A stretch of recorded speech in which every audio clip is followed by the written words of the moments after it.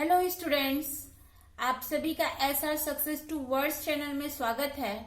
हम पढ़ रहे हैं चैप्टर 4 रासायनिक बल गतिकी केमिकल काइनेटिक्स। आज का हमारा टॉपिक है सक्रियण ऊर्जा का निर्धारण आयनीय समीकरण द्वारा कैसे किया जाता है और अभिक्रिया वेग पर उत्प्रेरक का प्रभाव क्या होता है। तो आज के टॉपिक को समझने के लिए मैं सीमा मैम के साथ वीडियो के अंत तक के बने रहिए ताकि आज के टॉपिक को समझने में आपको आसानी हो और आप टॉपिक को बहुत अच्छे तरीके से समझ सके। इसकी पिछले वीडियो यदि आपने नहीं देखी है तो डिस्क्रिप्शन में सभी वीडियो की लिंक्स दी गई है, आप वहां से वीडियो देख सकते हैं। तो चलिए आज की क्लास स्टार्ट करते हैं। तो हमारा टॉपिक है सक्रियण ऊर्जा का निर्धारण। कोई भी रासायनिक अभिक्रिया होती है उसकी सक्रियण ऊर्जा का निर्धारण आयनीय समीकरण के द्वारा किया जा सकता है।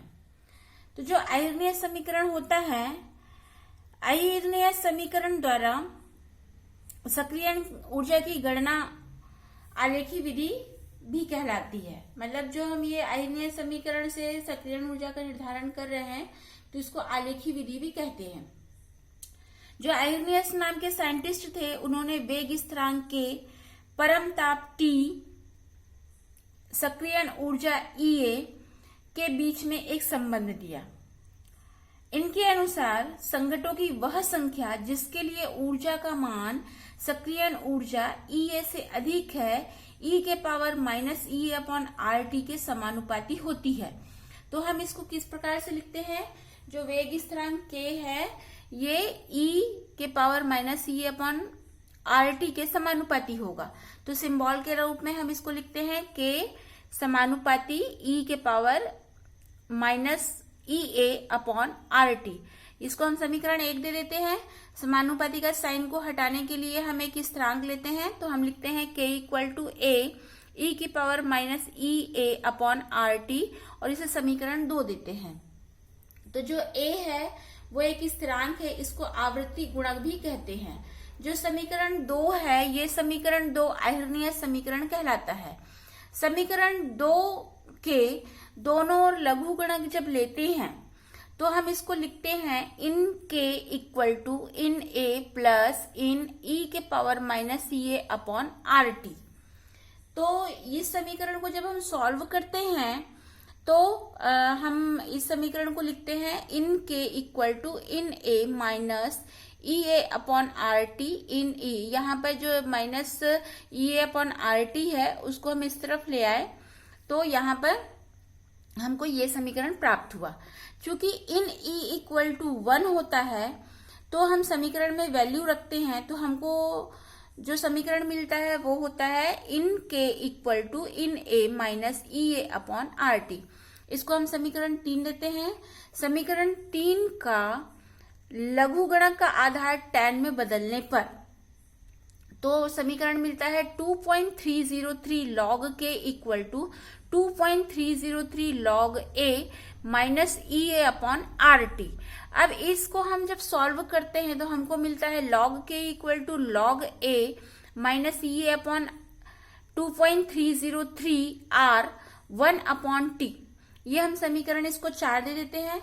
और जो ये समीकरण 4 है ये एक सरल रेखा का समीकरण का रूप है।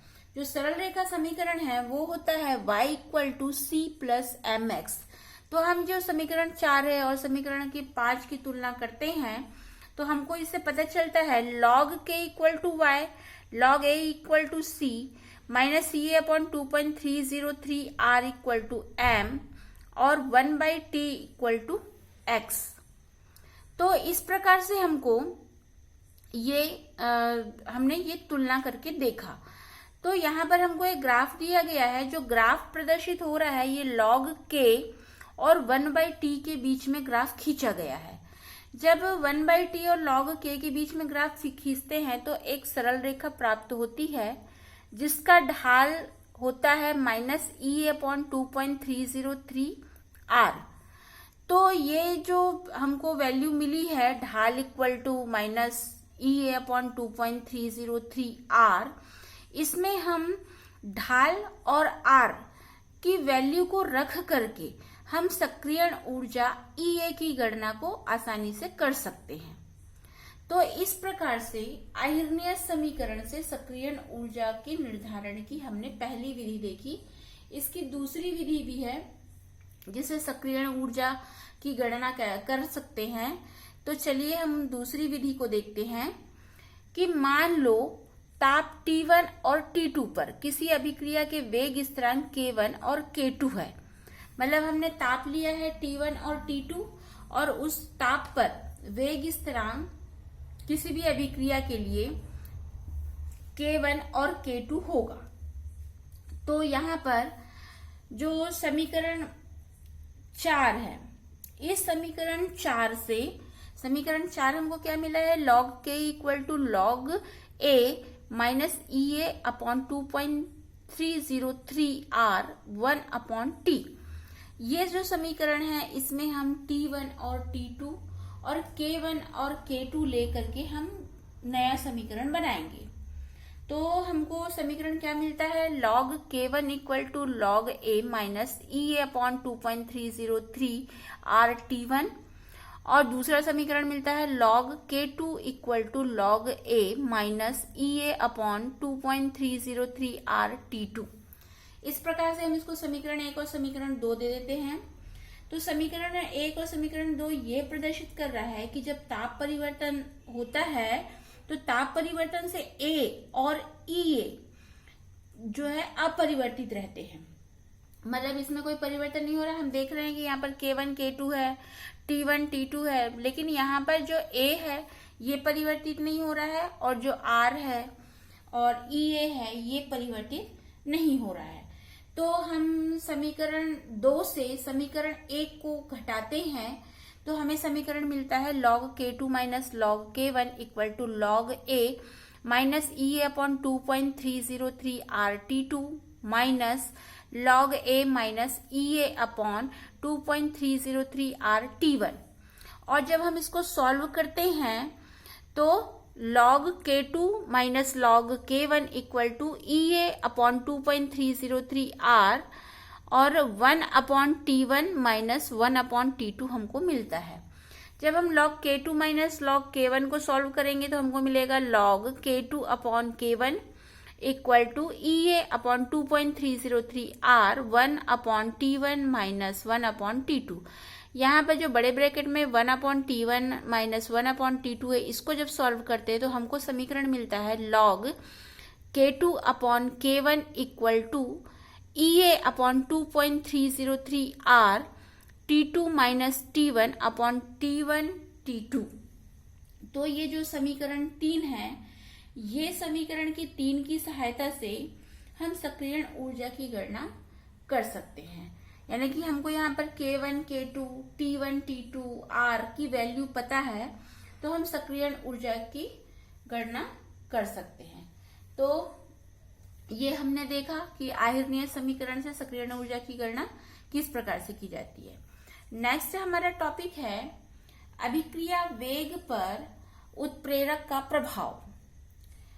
जो उत्प्रेरक है, उत्प्रेरक वह पदार्थ होता है जो किसी भी रासायनिक अभिक्रिया में भाग लेता है और अभिक्रिया के वेग को परिवर्तित कर देता है। यानी कि अभिक्रिया के वेग को या तो घटा देता है या तो बढ़ा देता है। लेकिन जो उत्प्रेरक होता है वह स्वयं परिवर्तित नहीं होता है, उसमें कोई स्थायी रासायनिक परिवर्तन नहीं होता है। मतलब वो जैसा वो भाग लेगा वैसा ही वो अंत में हमको मिलता है। तो हम इसको उदाहरण से समझते हैं। जैसे पोटेशियम क्लोरेट की अभिक्रिया मैग्नीज डाइऑक्साइड की उपस्थिति में करवाई जाती है, मतलब उसको गर्म किया जाता है, तब तेजी से ऑक्सीजन मिलता है। तो यहाँ पर जो मैग्नीज डाइऑक्साइड है ये अभिक्रिया के दर को बढ़ा दे रहा है, जिसकी वजह से पोटेशियम क्लोरेट तेजी से ऑक्सीजन का निर्माण करता है। तो जो उत्प्रेरक का कार्य है, उत्प्रेरक को कार्य को समझने के लिए हमको माध्यमिक यौगिक सिद्धांत को समझना होगा। माध्यमिक यौगिक सिद्धांत क्या है? जब रासायनिक अभिक्रिया में जो अभिकारक अणु भाग लिए हैं तो उत्प्रेरक भी कार्य करता है। जैसे हम पोटेशियम क्लोराइड दे रहे हैं, ये अभिकारक है और MnO2 जो है उत्प्रेरक है। तो यहाँ पर जो MnO2 है ये अभिकारक अणु के साथ में अस्थायी बंध बनाता है और एक माध्यमिक यौगिक बनाता है। ये माध्यमिक यौगिक अस्थायी होता है जो जल्दी से विघटित होकर के उत्पाद में परिवर्तित हो जाता है, और जो उत्प्रेरक है जैसे पहले था वैसे ही वो अंत में मुक्त हो जाता है। जो उत्प्रेरक होता है, ऐसा माना जाता है कि जो उत्प्रेरक है वो अभिकारक और उत्पाद के सक्रियण ऊर्जा को कम करके स्थितिज ऊर्जा अवरोध को कम कर देता है। मतलब क्या है कि यहाँ पर जैसे हमको ग्राफ में प्रदर्शित है सक्रियण ऊर्जा पर उत्प्रेरक का प्रभाव। यहाँ पर अभिक्रिया अक्ष और स्थितिज ऊर्जा के बीच में ग्राफ खींचा गया है। तो यहाँ पर हम देख रहे हैं कि जो अभिकारक है उत्पाद में परिवर्तित हो रहा है। तो अभिकारक जब उत्प्रेरक की अनुपस्थिति होती है तो सक्रियण ऊर्जा अधिक लगता है, और जब उत्प्रेरक के साथ में अभिक्रिया होती है तो सक्रियण ऊर्जा का मान कम होता है। और अभिकारक से उत्पाद में परिवर्तित होगा, लेकिन यदि उत्प्रेरक उपस्थित रहेगा तो सक्रियण ऊर्जा का मान कम लगेगा। तो यहाँ पर जो आयरणीय समीकरण है यह बताता है कि सक्रियण ऊर्जा का मान कम होने से अभिक्रिया का वेग अधिक होगा। जैसे हम यहाँ पर देख रहे हैं उत्प्रेरक यहाँ उपस्थित है तो सक्रियण ऊर्जा का मान कम है और अभिक्रिया तेजी से हो रही है और उत्पाद में परिवर्तित हो रही है। तो जो उत्प्रेरक है इसकी थोड़ी सी मात्रा अभिकारक की अधिक मात्रा को उत्प्रेरित कर देता है, और जो उत्प्रेरक होता है वो किसी भी रासायनिक अभिक्रिया की गिब्स ऊर्जा यानी डेल जी के मान को परिवर्तित नहीं करता है। उत्प्रेरक केवल उन्हीं अभिक्रियाओं को उत्प्रेरित करता है जो स्वतः प्रवर्तित होते हैं, मतलब जो स्वयं से प्रवर्तित होते हैं। उन्हीं अभिक्रियाओं के लिए उत्प्रेरक उन अभिकारकों को उत्प्रेरित करता है, लेकिन जो अभिक्रियाएं स्वतः प्रवर्तित नहीं होती है उन अभिक्रियाओं को ये उत्प्रेरित नहीं करता है। उत्प्रेरक जो है किसी भी अभिक्रिया के साम्य स्थिरांक को परिवर्तित नहीं करता, लेकिन जब अभिक्रिया को साम्य अवस्था में लाने के लिए या साम्य अवस्था में वो शीघ्रता से आ जाए, इसमें उत्प्रेरक सहायता करता है। और ये अभिक्रियाएं जो उत्क्रमणी होती है, मतलब जो अग्रगामी भी होती है और पश्चगामी भी होती है, तो जो उत्प्रेरक होते हैं ये अग्रगामी अभिक्रिया और पश्चगामी अभिक्रिया दोनों में समान रूप से उत्प्रेरित करता है, जिससे कि साम्यावस्था अपरिवर्तित रहती है और जो अभिक्रिया है वो शीघ्रता से संपन्न होती है। तो इस प्रकार से हमने आज सक्रियण ऊर्जा का निर्धारण आयतनीय समीकरण द्वारा और अभिक्रिया वेग पर उत्प्रेरक का प्रभाव किस प्रकार पड़ता है यह हमने देखा। तो आपको वीडियो आज का पसंद आया तो लाइक कीजिए, शेयर कीजिए, और आप मेरे चैनल को फर्स्ट टाइम वॉच कर रहे हैं तो सब्सक्राइब कीजिए ताकि आपको वीडियो की नोटिफिकेशन सबसे पहले मिले, और बेल आइकन को दबा दीजिए। Thanks for watching this video.